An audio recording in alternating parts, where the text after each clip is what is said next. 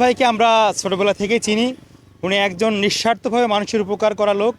মেধায়, যোগ্যতায়, বিচক্ষণতায় শৈলকুপাতে এখন যারা প্রার্থী আছে উনি সবার শীর্ষে অবস্থান করছেন।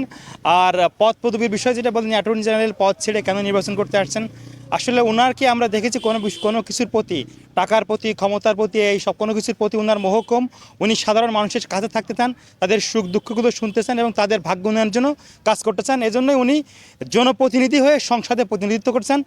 মানুষের কথা, যারা মাঠের মানুষ, ঘাটের মানুষ, হাট বাজারের মানুষ, শৈলকুপার মানুষ, সকল মানুষের যে কথা, না বলা কথাগুলো তিনি শুনতে চান এবং তাদের ভাগ্য উন্নয়ন করার জন্য কাজ করতে চান। মানুষের ভাগ্য উন্নয়নের জন্য শৈলকুপাকে মডেল উপজেলা হিসেবে গড়ে তোলার জন্য উনি ওনার প্রচেষ্টা ছোটোবেলা থেকে ছিল। এখন সুযোগ এসেছে এমপি হয়ে, মন্ত্রী হয়ে মানুষের ভাগ্য উন্নয়নের জন্য, শৈলকুপার জন্য কাজ করার যে প্রত্যাশা, ওনার আজন্ম যে প্রত্যাশা ছিল, সেই প্রত্যাশা পূরণ করার সময় এসেছে। উনি কাজ করতেছেন। আশা করছি উনি বিপুল ভোটে শৈলকুপা থেকে জয়লাভ করবেন ইনশাল্লাহ।